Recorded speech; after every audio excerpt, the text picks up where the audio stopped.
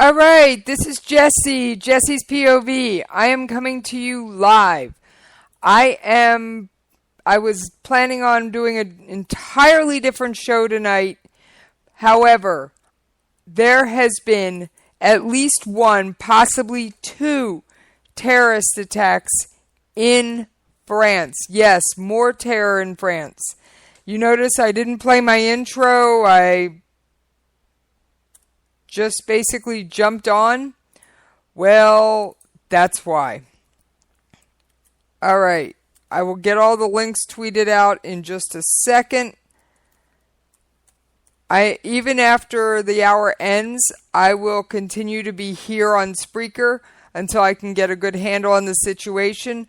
So if you're listening to me on K98talk.org, please switch over to Spreaker at the top of the hour.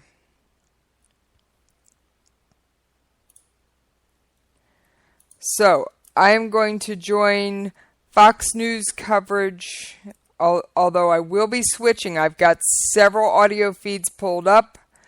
I'm going to be switching among them as they get the news. I've got French feeds, I've got Al Jazeera, I've got Fox. Let's take a listen. We're going to start with Fox. Which I think is, we're an hour ahead of you. So, actually, my friend has just said the fireworks were at 10:30. So it was happening then. I've lost track of time. I'm just so shocked. I'm still shaking, to be quite honest. I'm not surprised you're shaking. The Interior Minister for France, Bernard Cazeneuve, is on his way to Nice. Le Figaro newspaper is saying that several weapons, guns and grenades have been found inside the lorry that drove over a crowd, according to a local source, suggesting a premeditated terror attack. And Lucy, from what you heard from the crowd's movements, did you... All right, again, this is Jessie's POV with K98 Talk. There has been at least one, possibly two, terror attacks in France. I am bringing you live coverage to the best of my ability, and I'm going to rejoin the Fox News audio already in progress, and I will switch audio feeds as necessary to keep you up to date. Certainly indicates that this is not just an accident, that this is beginning. I mean, everyone suspects terrorism, of course. And it's looking more and more like the proof is there, but we still don't know. Benjamin? Yeah, that's right. I mean, there have been conflicting reports so far, of course, of a second passenger in that truck. Still waiting for confirmation of that. But just looking at some of these videos, which are unfortunately streaming on the internet now, you can see the scale of this disaster.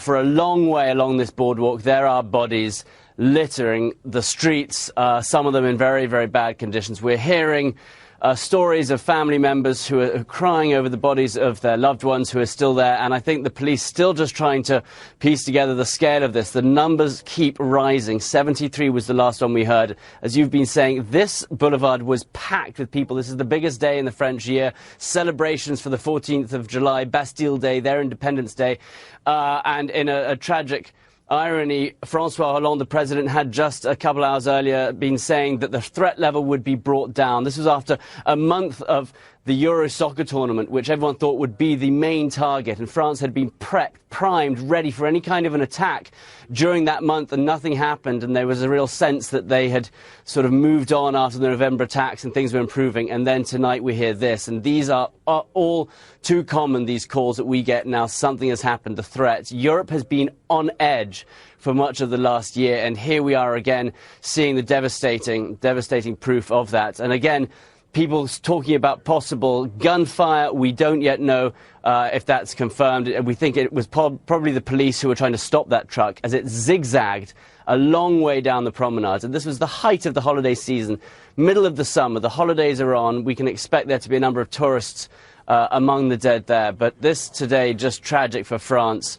At a time when the country is at its knees and has been struggling with terrorism for a long time. And, of course, no confirmation that this is ISIS yet, but this does, again, fit all the hallmarks. It was a soft target, and that's what they've been going for recently. And so just tragic. And, again, those images which are coming out at the moment are really awful, but still just trying to piece together exactly.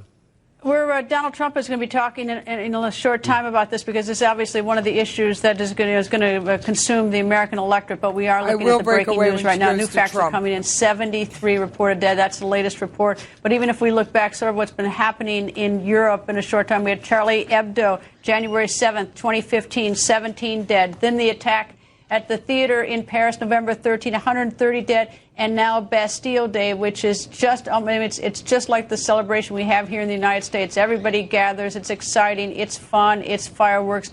And now the unthinkable. We don't know that it's terrorism, but I can't think of it. I mean, everyone is enormously suspicious. And that truck. It looks more and more like terrorism, but we don't have a confirmation, do we, Benjamin, of anything or like anything about the truck, who owned it, where it was from, what was in it, but anything at all? No, I'm afraid not. We really don't. A lot of these streets in that area are pedestrianised, so we're still trying to find out where it came from, whether it was stolen, all those pieces of information. So I'm afraid we really don't have any of those. No. Benjamin, I should say we have just had it's just been. All right, please bear with me while I switch audio feeds. Just trying to get it pulled in for you.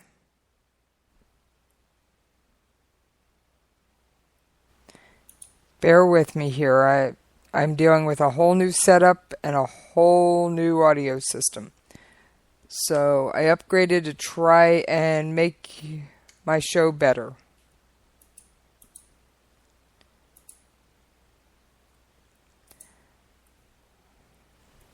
I'm getting the video, I'm not getting the audio, I'm working on it. Bear with me.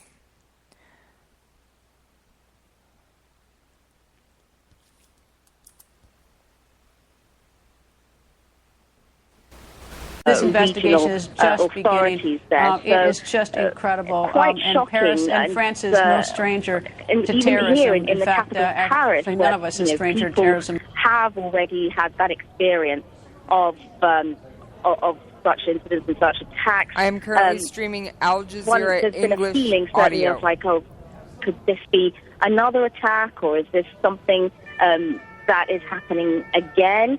And with the focus that has been in France recently, moving away from the November 2015 attacks, there has been a focus recently on trying to get away from that with the Euro 2016 football tournament, a general sense of trying to move on and move forward from that. And Bastille Day was another example of, or certainly another opportunity to be able to get away from that. This is once again a reminder that such incidents, when they do happen, provoke shock, and which is something that a lot of people are feeling here, and accompanies that general sense of wariness since Thank you for bearing with me. I am Paris, working with a whole new audio setup. And Sonia, to be clear, right now, as you and I are speaking, authorities have made it clear that this scene is not secure, that is something that they are still trying to accomplish now. And as such, they want people to get away and stay where they are, but get as far away from this particular situation. Is that correct? That is correct. They have the mayor has been calling on people to get back into the house to stay, if they live there, or to get into safer areas, indoors, stay away from the streets. That has been the advice which has been reiterated by the authorities there. The police and the emergency workers have not completed their work. They are still securing the area around there. Of course, with such an incident, one of the questions that come up is there a possibility of a repeat of this, or is this just the start of another type of incident after that? So this is something which is of extreme concern. So while citizens are being urged to stay indoors, it's going to make the police's work of trying to secure the area around where the incident took place certainly slightly easier to do if people are off the streets.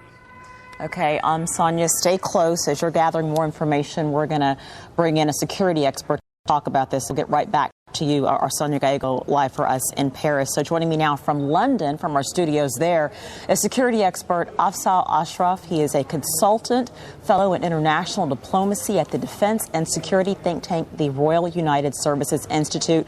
And we appreciate your time so much. So what are your immediate... All right. I'm going to cut all the news audios for just a few minutes. I am listening in on my headset. If something breaks, I will bring it to you. All right. There is also a fire at the Eiffel Tower. Is this related? I don't know. However, I find it rather interesting. This is France's equivalent of the American 4th of July. So, at the end of a fireworks display, here's what we know. A truck plows into the crowd, taking out at least 60 to 70 people. Now, there's at least 60 dead, maybe more. I'm going to say probably more. Then, there are reports, and I cannot verify these. There has been no official word about these, but I have heard that the French anti-terrorism raid police have been dispatched of a hostage situation in a cafe. So, and then, shortly after that, France's iconic symbol, the Eiffel Tower. There is smoke billowing from it. Now, you know I like to play connect the dots. Major French holiday. Fireworks display. Terrorists drive a truck into the crowd. A second associate jumps out and starts allegedly shooting people, taking hostages in a nearby cafe on the promenade. Then, shortly thereafter, reports start coming in on my phone, on my news feeds that I follow, of smoke billowing from the Eiffel Tower. Personally, I don't believe in coincidences. I'm sorry. I just don't.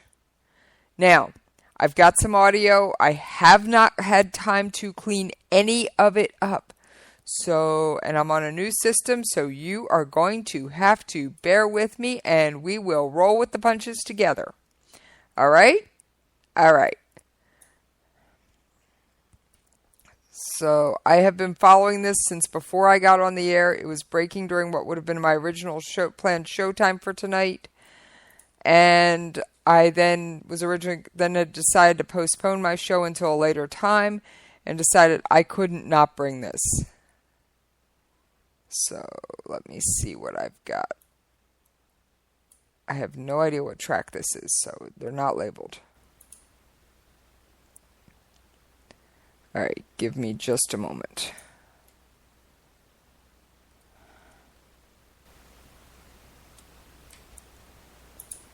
I am working without a net here.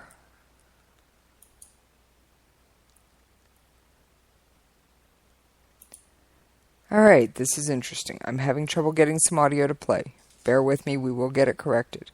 Let me check back in on some of the other news feeds because I'm hearing that there may be something worth listening in on. Yes, we're going to rejoin Al Jazeera while I work out the other audio issues. He is live in Paris. Sonia, we're getting reports that local officials there are now saying possibly as many as 73 people have been killed in this. What information are you getting?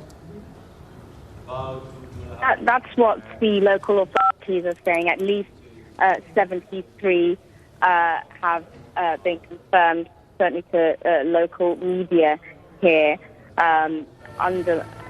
This has been really quite astonishing to see how the numbers have been jumping up relatively quickly as the police secure the area and emergency workers, rescue workers actually get to the scene to try and tend to people. Of course, there are at least 100 people also who have been injured in this event, in this incident. And what we are also hearing is that a trauma center has been established at the University of Nice to be able to deal with the casualties from this. And as the police attempt to secure the area, they are still asking people to stay indoors, not to venture out onto the streets. They are underlining that this is very important for them to be able to keep out of the area so they can secure the area as best as they can. Of course, the fear that this perhaps may not have been or may not be an isolated incident, but of course that cannot be confirmed as such yet, but certainly that the fear is that that needs to be certainly secured as quickly as is possible. In the meantime, we do have the president who is heading back to the capital, Paris, to meet with the Interior Minister and the Prime Minister Manuel Valls to convene an emergency meeting at the crisis centre at the Interior Minister. More information to be expected from that as it happens. But the one thing And Sonia, so because of that, because of Francois Hollande being in the crisis center dealing with this, have you heard anything about when any officials are going to be in front of the camera to talk about this, to address what has happened? No such confirmation yet. The president, as we understand it. All right, I am going to switch audio sources. This is something I'd recorded just a short time ago. Let's take a quick listen. But the one thing that strikes me, in the 19th century, terrorism was defined as the propaganda of the deed, meaning you made your manifesto, you made your statement by doing something, usually horrible, involving killing of people. But those terrorists a century and a half ago could never have imagined how that would work in a day where the telecommunications are instant. That was just a non-official carrying an iPhone who could instantly show the world the deed. And the other thing, the conjunction of one other horrible development, which is this terror organization that thrives, glorifies brutality. And what it does for them, the idea is to terrorize their enemy and also to recruit the more disturbed and sadistic people in the world who want to follow this into their own distorted promised land. So it has two purposes, which is why it will continue. In the end, this is what was said 10, 15 years ago after 9/11. We have a choice. We have to fight them there or we will fight them here. Obviously, it's happening here. Charles Krauthammer in Washington tonight. Thank you, Charles. We are in Cleveland ahead of the Republican convention that starts on Monday, a convention that obviously will also deal with safety and security. And in the wake of this, it'll take on a different tone. We're just getting an update that the French Interior Ministry, the truck driver was neutralized, which, as we know, means killed after driving through that crowd in Nice, France. We will people to stay away from the area so they can conduct and the searches around the truck and trying to secure the promenade, which is a very busy area. And of course, this evening it was especially busy as all the crowds had gathered You're to not watch hearing in the audio, the I'm reading on the fireworks video commemorating feed. President of the region says truck was loaded with arms and grenades.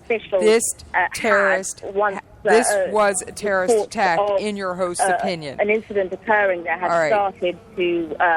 I am working very hard to pull this together. I am doing it very much on the fly with a brand new system I have not practiced with. So if that is indeed the case, then that is certainly extremely troubling.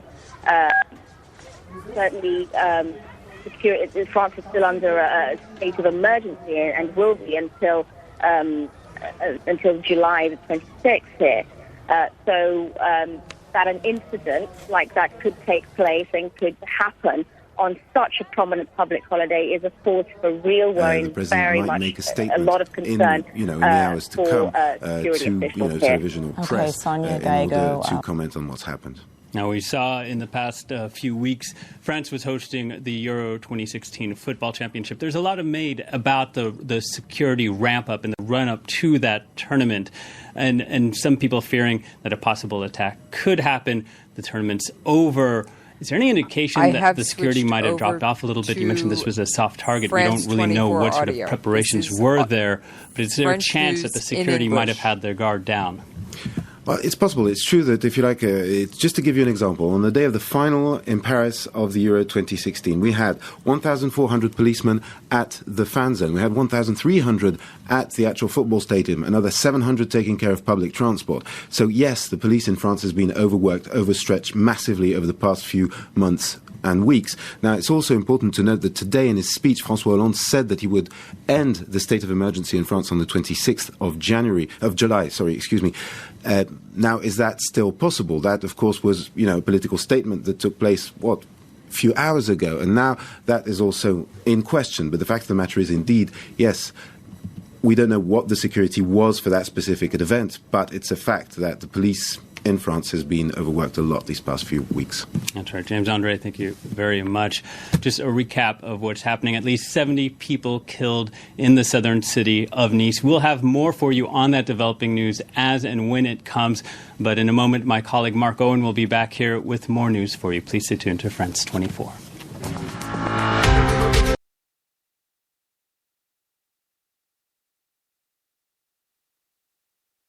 All right, to recap. There is smoke coming from the Eiffel Tower. Someone drove a truck into the equivalent of France's 4th of July celebration. There's possible hostage situation. I am not going to be broadcasting anybody's ads if I can avoid it. I am working on an entirely new system without a net, a system I have not yet practiced with. So, I am asking my wonderful, amazing listeners to bear with me as I try and bring you live coverage from France, the terrorist attack in France. So, like I said, I'm working kind of without a net here. I mean, personally, your host, as you well know by now, does not believe in coincidences. So, I'm going to say the fact that the Eiffel Tower is in flames, the fact that a truck drove into France's equivalent of the 4th of July celebration, and the fact that there is a possible hostage situation is no coincidence. All right.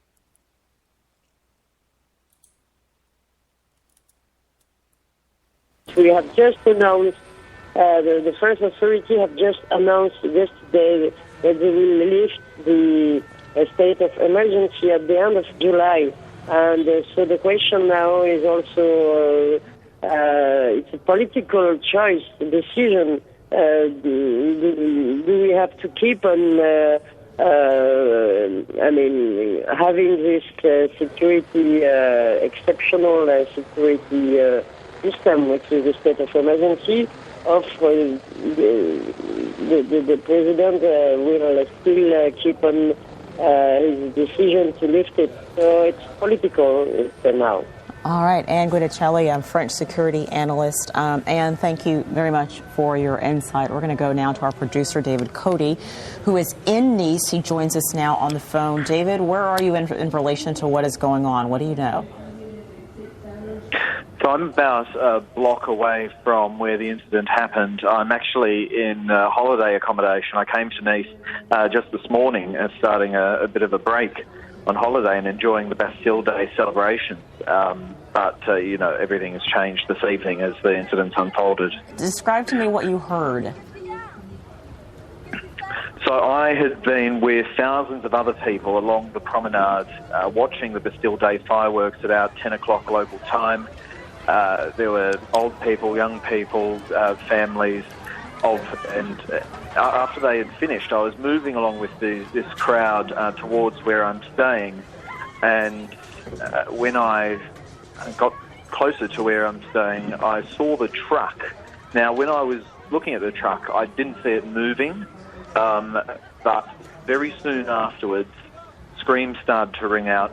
People turned around and started to run towards me, and so very quickly it started to dawn on me that I should turn and run as well. And it was a very chaotic situation, a lot of confusion.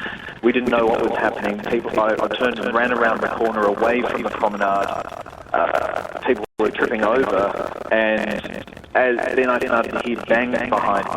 Now, it's still day, there's lots of celebration. Some people had private fireworks. I wasn't sure what the bangs were, but with each bang, and given the security situation in France, people got a bit more panicked, started to run a bit faster, and trying to take shelter in any building that was open, hotel lobbies, in open restaurants. And so, as I heard these bangs behind me, I kept running with the crowd and trying to get back towards this place where I'm staying, really the only indoors place that I knew. The issue was to get to it, I'd have to get a bit closer again to the promenade, kind of loop around. And so I did still myself for a moment and look around a relatively quiet street, but I could hear a lot of police activity and commotion and some banging. Eventually I did make it in, but it was quite chaotic and a bit scary at times.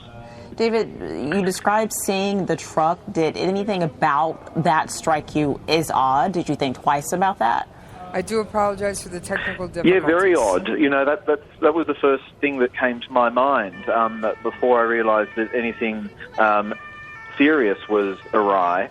Just looking at that, such a large truck in an area of the promenade that had been basically shut down to allow pedestrians, thousands of pedestrians through to enjoy the Bastille Day celebrations. I thought that's strange to have that truck there, and I did notice that there were a lot of people in very close proximity to the truck, so lots of people crowded around it. Now, I was about 50 metres away. On the other side of the road, there was a traffic island in between the truck and myself.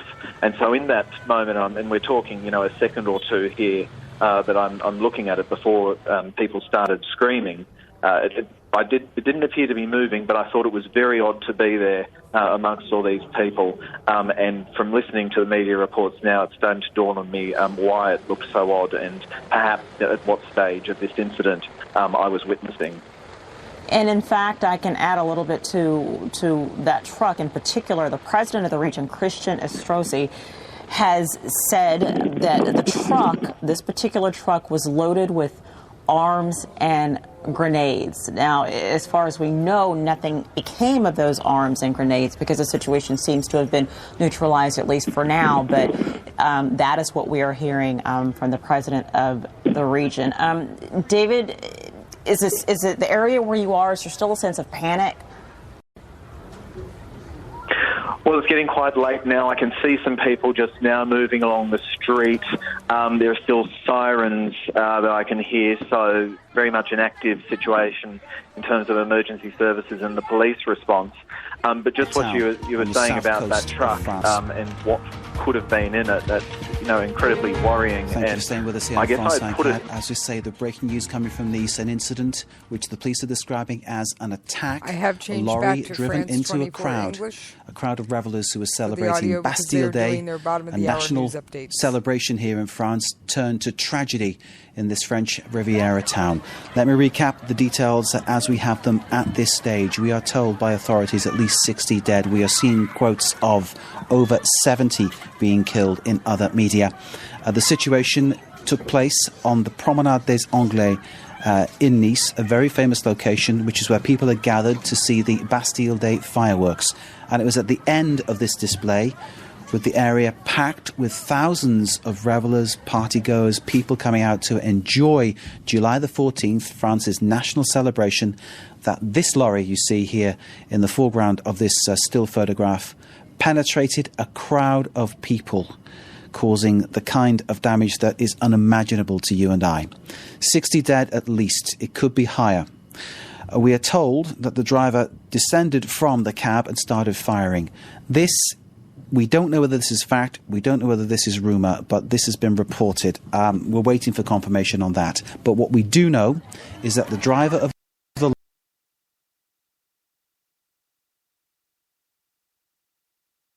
lorry was shot indoors in Nice, very much a place on lockdown, with people opening their homes to try to welcome people. Here you get the location, an idyllic place to be. Let's bring in an eyewitness who was near the scene when this happened. He is Eric Drattel, an American citizen, holidaying in Nice. Eric, thank you very much for speaking to us at what is clearly a very difficult time. Sir, could you tell us what you saw? Tell us what you heard. Yeah, so the fireworks had wrapped up. It was about 10:30. And we were just paying our bill at the restaurant. We were at a restaurant on the beach. The beach is the Promenade d'Anglais is about 3 meters above the beach. And all of a sudden, as we're paying the bill, we hear pop, pop, pop, pop sounds. I don't know how many. Hold on, there's some police going by. Eric, are you still in Nice at this moment? Yes. Police going in both directions. We just passed 2 people who were being detained by the police. They were up against a fence and being questioned by police. Okay, so 2 more arrests it seems, but obviously that could be anything at this stage. I don't know. I don't know if they've been arrested, but they were being questioned. Okay. They were young guys, 20-ish or so. Anyhow, we were on the beach. We heard the pop, pop, pop, pop sounds. And though my wife is deaf, she recognized the sounds as gunfire. And so she grabbed me, and we started running for there's the kitchen area, and there's some toilets that run underneath the Promenade d'Anglais at the restaurant we were at. And just as we started running for this shelter, people started diving off the promenade to try to get away from what was happening. And a guy wound up hit my wife. And we were, with several hundred other people, crowded into this shelter area for probably about, say, an hour and a half. And we were evacuated to a hotel about 150 meters, maybe a little bit more, down to the east on the beach. Just to bring people up to date who may be joining us now, Eric, stay with us, please. We have Eric Drattel, who is an eyewitness to the event which happened in Nice, the horrific event that happened in Nice, where a lorry penetrated a crowd, drove into the crowd. Between 60, we're seeing over 70 people dead. 60 is the confirmed figure so far. Eric Drattel, you said your wife was injured by someone diving off the promenade, jumping off the promenade, trying to get to safety. How is your wife? Is she okay? She's okay. She's okay. There's okay, no well, fracture. That's good news. We're just putting some ice on it. She'll be fine. Okay, so she's okay, but you sound understandably shaken by what you've seen. A little stressed, yes. I mean, the situation. Did you manage to see the actual scene? Because clearly, it must have been an horrific sight. So we did see some of the scene. Most I was able to see was a body and lots of debris. I saw a stroller a pram that had been rolled over, and saw a street, looks like a street sign, a street light that had been knocked over. We're actually trying to get to our hotel now. We were released from where we were staying. It's looking like the police will not let us get to our hotel. They're blocking that road. So it seems very much that Nice remains in a state of semi-lockdown, at least, people moving around, but areas cordoned off. Is that about correct? Absolutely right. In terms of what else you saw, I mean, clearly this is an absolutely horrific scene. Gunfire, we heard that the driver descended from his cab and was firing guns. Can you tell us anything about that? We didn't see that. We were on the beach level, about 3 meters below. Okay, and obviously the sense that you're left with is one of fear, clearly shock. Yeah. We've been in France for 2 weeks. We started our holiday in Paris, and there was a very evident police and military presence everywhere you went. We've been in Nice since Saturday, and there was very little police and military presence evident. We went to the fan zone for the Euro finals and decided not to go in part because we were concerned about the crowd going to a bar and watching the match.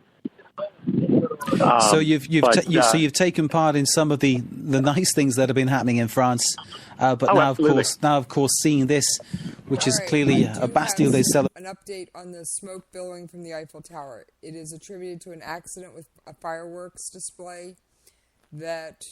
It was a van filled with fireworks parked near the Eiffel Tower. It is not a terrorist attack. So the smoke coming from the Eiffel Tower is not a terrorist attack. Not part of the attacks in Nice. All right, back to the France 24 audio feed. To our hotel. I'm not sure where we're going to go tonight then. But they're blocking, and our hotel is on the Promenade d'Anglais, which apparently there's still no confirmation of that in front of the hotel. At all. So your hotel very much part of the crime scene at the moment, and obviously one of the places they're trying to keep safe, just in case there is President François Hollande to the capital to chair a meeting at the crisis centre in the Interior Ministry. What is also being set up in the nearby University of Nice is a trauma centre. We have switched back to Al Jazeera English coverage. Involved in the I'm trying to get Sky News on the line as well. There have been at least 100 people who've been wounded in the incident. With that in mind, the police's focus has been to maintain a secure area, and they ask the public to cooperate by staying indoors. That's still in effect. The securing of the area around the promenade is also still in effect. But the situation being as fluid, of course, it's all that wariness that people have had since the November 2015 attacks in Paris. It certainly brings to mind that sort of sense of vulnerability that people did have after the attacks, that France could be a target yet again. There is this sensation that since that attack, and indeed, if Daesh or IS put out a statement with evidence to suggest that they were behind it, then we will be more certain. I would not take these reports of celebrations to mean anything other than some crazy people enjoying what is a really quite horrific and unjustifiable act by the standards of virtually all of humanity. Just one final thought while we have you with us. Questions there have been, have there not, about intelligence after incidents like this, after the Paris attacks, where one of the alleged perpetrators was stopped at the border and was allowed to go free. Questions too in Brussels about how the police mismanaged the information and the intelligence they had because they were so fractured. Are there lessons to be learned for France and for Europe in terms of intelligence sharing and cooperation? Lessons are always learned.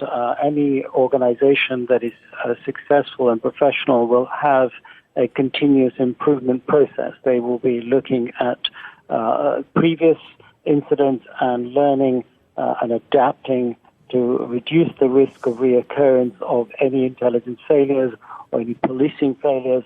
I have no doubt that France will have looked at those incidents and the security forces will have done most of what they could do to minimize reoccurrences. And I'm sure that after this event, when more information is available, they will take whatever steps are necessary to prevent this sort of thing or to reduce the likelihood of this sort of thing. And hopefully, if there are other suspects involved, they will not get away as previous suspects have. But this is not a perfect business. And I think we should not assume that the police and intelligence services in France, in Europe, in the UK, or elsewhere can give us 100% guarantee of success. They, I think, in the main, from having worked with many of them, are people who are extremely professional and are extremely dedicated. But of course, They can't be everywhere all of the time. They can't watch everybody. And eventually, sadly, sometimes these people get away with murder, as they have in this particular instance. Indeed so. Dr. Afzal Ashraf from the Royal United Services Institute. Thank you very much indeed. So confirmation then from the president of the region, that includes Nice, Christian Estrosi, who has been briefing people. He has told the BFM TV that the driver fired on the crowd, according to the police who killed him. Estrosi said the truck was driven by someone who appeared to have completely premeditated behaviour, saying that the truck was loaded with arms, loaded with grenades. The truck that you can see there. Let me bring in our Europe correspondent. Mark Stone has been witnessing this. Mark, you covered the attacks both in Brussels and in Paris. The scenes in Nice are truly horrific. They are. I should say I've been witnessing it from afar. I have been watching the imagery that has been coming in on social media, stuff that there is no way we could show on television, even at this time of night. It is truly horrendous. The truck, and you can see the size of that truck, drove for 2 kilometres along the seafront, along that seafront road, mowing people down. The truck is about the size of a standard American box truck. As we understand it, and this will become clear in the coming hours and days, there was just one person in that truck, and he knocked over numerous people as he drove. The imagery it's horrific. There are people dead all along that street. The number of dead, as it stands at the moment, according to the local prosecutor, is more than 70. You and I were talking about an hour and a half ago, and it stood at 30 then. It's now more than 70. You can imagine how many people would have been injured, horrifically injured, as a result of what has happened. There is some encouraging news. We can clarify that there is no hostage situation. There were reports earlier on tonight that perhaps there was more than one attacker, that there was a hostage situation, and that there may have been some threats of ongoing attacks. Well, the local prosecutor is saying that appears not to be the case. So that is somewhat encouraging. But what a horrendous night. The French government, the French people would have been so encouraged that they managed to get through the Euro football championship without any incident. There was a huge amount of fear and expectation that there would be an attack during the Euros. It didn't happen, but instead it happened in Nice on the seafront on Bastille Day. Mark Stone, thank you very much indeed. Well, it is a scene of horror. A local member of parliament, Eric Ciotta, told France Info, saying that the truck had sped along the pavement, fronting the Mediterranean, before being stopped by police after mowing down, as he put it, several hundred people. Several hundred people. More in a moment.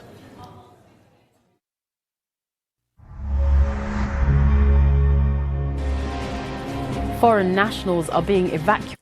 All right. So here's what I know as of right now. There are at least 73 dead in Nice, France. There is no hostage situation. The smoke from the Eiffel Tower has been attributed to a mishap with a van filled with fireworks. All right, so let's recap, because this is a breaking news story.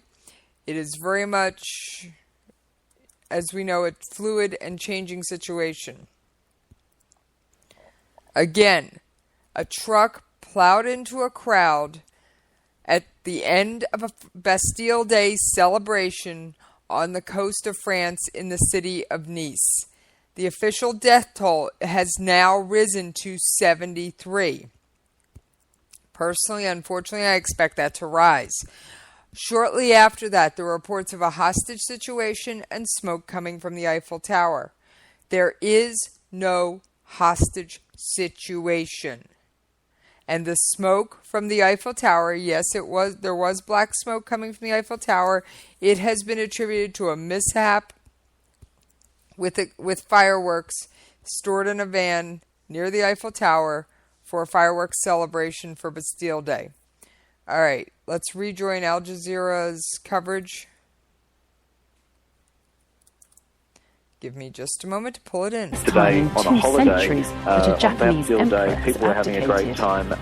And The French government has I'm confirmed a still report up in a and satirical All right, I've newspaper got more than one that the audio president going employs here. a round-the-clock Because, hairdresser. to Francois think what had Hollande. happened in a fantastic holiday destination, which was, I hot and people were apologize at the for that. beach earlier before watching the fireworks. It's really quite worrying. Was there a heavy security presence there? Well, there were a lot of police in the area. There wasn't any sort of lockdown, though. You could come and go from the promenade, which, is a major thoroughfare through Nice, relatively easily. Apart from the crowds, there was really nothing stopping anybody from coming through. There were some low fences corralling people down certain routes. And the roads were manned by police checkpoints where they were, and I don't mean checkpoints I can't tell you whether they had anything to in do terms with of stopping people and with heavily armed weapons, but I mean checkpoints, just traffic stops, directing cars in All right, I'm going to switch away audio from all the feeds, people. so bear with me. So, while I've seen I a am lot of doing police this in the area, live and there were and police on the part of fly. that Bastille Day parade in Nice I felt it earlier was in an the day, important story to bring there to wasn't you. any sort of Even security though- lockdown or anything to indicate that authorities These would... pictures, brand I new don't know audio if you can see setup. the pictures that we see, but the pictures, show the utter pictures chaos. And showing obviously utter you saw a chaos. whole lot There's worse than we're police, seeing with these pictures. There's vehicles So when we went into the hotel we were initially evacuated to, I was searched 5 times in the space of about 10 feet. So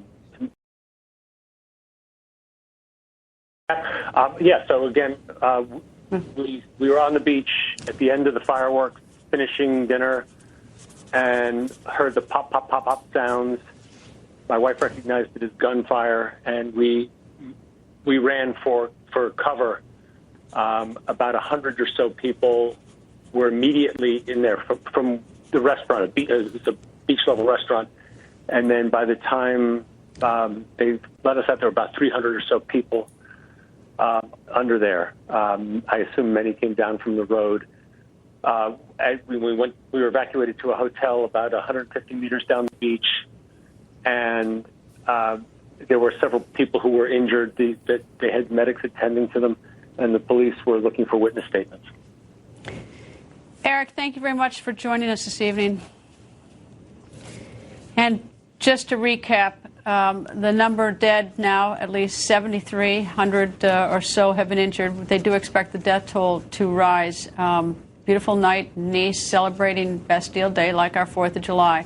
And a truck loaded with some cargo that had grenades mowed down a bunch of innocent people, and then there was gunfire. The driver is dead. Catherine Murray is joining us by phone. Catherine, you were there? Yes. My friends and I were on the beach, and we were watching the fireworks, and we decided to go to the jazz festival, and then all of a sudden we got to the festival area, and people just were sprinting away from the crowd, and so we were confused and started running, and then just started hearing gunshots, and we sprinted home to our apartment. I imagine that the police responded pretty quickly. Did you see the police there on the scene? We did not see police on the scene because we were running away from it. Everyone in the entire town was sprinting. We couldn't see anything but the crowd. How big a celebration was this Bastille celebration there? It was huge.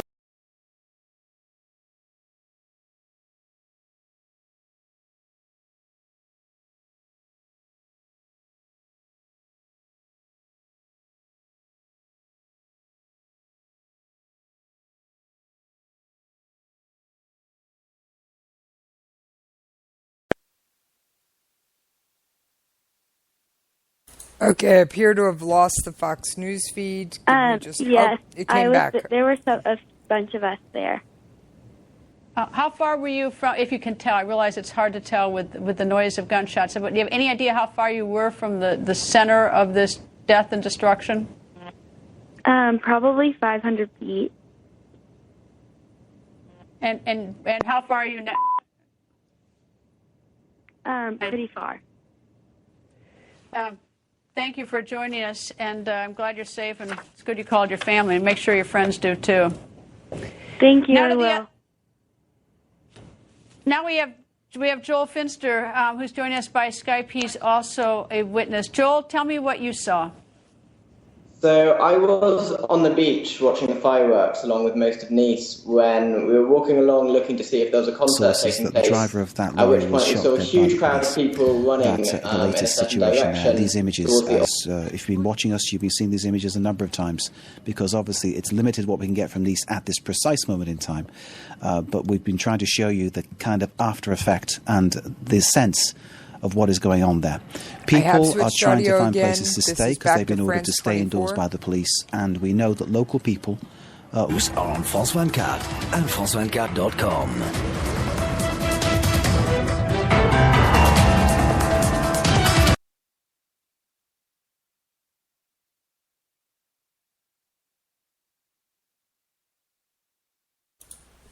Okay, evidently they cut to commercial. I'm going to pull up one of the other audio feeds I've got playing. Let's see what's going on. Let's check Sky News.